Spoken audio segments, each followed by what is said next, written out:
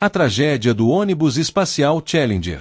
O desastre do ônibus espacial Challenger é lembrado como um dos episódios mais tristes e marcantes da história da exploração espacial. Em 28 de janeiro de 1986, milhões de pessoas no mundo todo assistiam ao vivo o lançamento da missão STS-51L, que prometia ser um passo histórico para a NASA. Apenas 73 segundos após a decolagem, o que era entusiasmo se transformou em tragédia quando Challenger se desintegrou no ar, matando seus 7 tripulantes. A missão tinha um significado especial. Entre os astronautas estavam Francis Collins, Michael Smith, Ronald M. Senair, Ellison Onizuka, Judith Resnick, Gregory Jarvis e Krista M. Sewliff, uma professora escolhida entre milhares de candidatos para ser a primeira civil a ir ao espaço.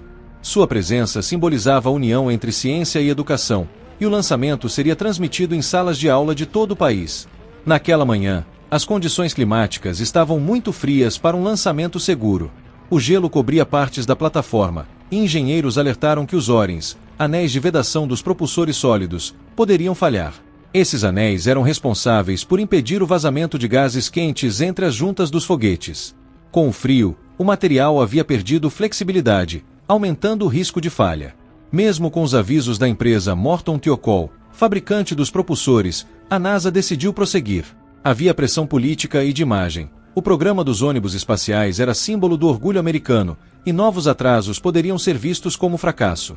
Essa decisão, tomada sob pressão e sem considerar totalmente os riscos, acabou sendo fatal. O lançamento ocorreu às 11h38 da manhã. No início, tudo parecia normal.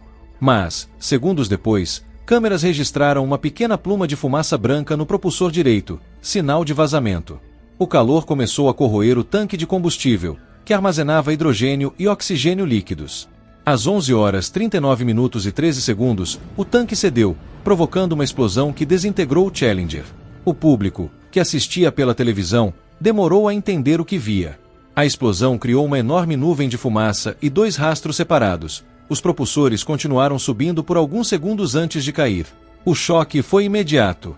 A missão que deveria inspirar uma geração terminou diante dos olhos de milhões, inclusive de crianças que acompanhavam a professora Krista M. Sewliff. Os destroços caíram no Oceano Atlântico, a cerca de 19 quilômetros da costa. Navios e helicópteros da Marinha foram mobilizados, mas não havia sobreviventes.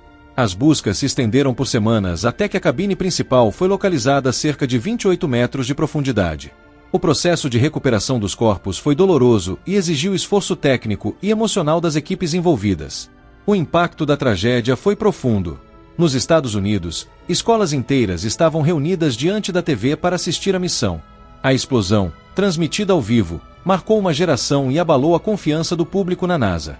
No mesmo dia, o presidente Ronald Reagan fez um discurso à nação, homenageando os astronautas e dizendo que eles desbravaram os céus para tocar as estrelas. Logo após o acidente, o governo criou a Comissão Rogers, encarregada de investigar as causas do desastre. O relatório revelou que o problema dos O-rings era conhecido havia anos e que vários engenheiros haviam expressado preocupação antes do lançamento. No entanto, seus alertas foram ignorados devido à pressão por cumprir cronogramas e manter a imagem de eficiência da NASA.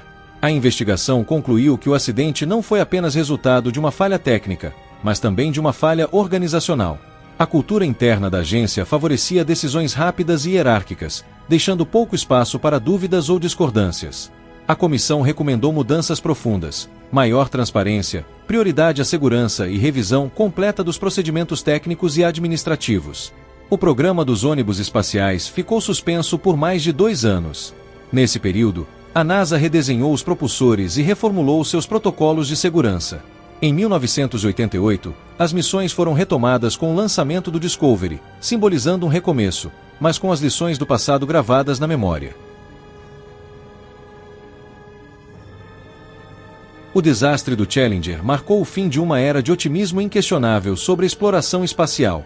Mostrou que, por trás de cada avanço tecnológico, há riscos humanos e decisões morais.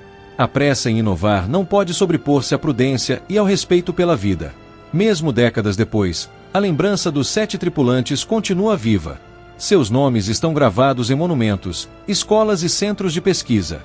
Mais do que vítimas de um erro, eles são lembrados como pioneiros, pessoas que acreditavam no poder do conhecimento e no sonho de explorar o desconhecido. O nome Challenger, que significa desafiante, continua a representar a coragem humana diante do impossível. A tragédia ensinou ao mundo que o verdadeiro desafio não é apenas alcançar as estrelas, mas fazê-lo com responsabilidade, consciência e respeito pelos limites que a própria humanidade impõe.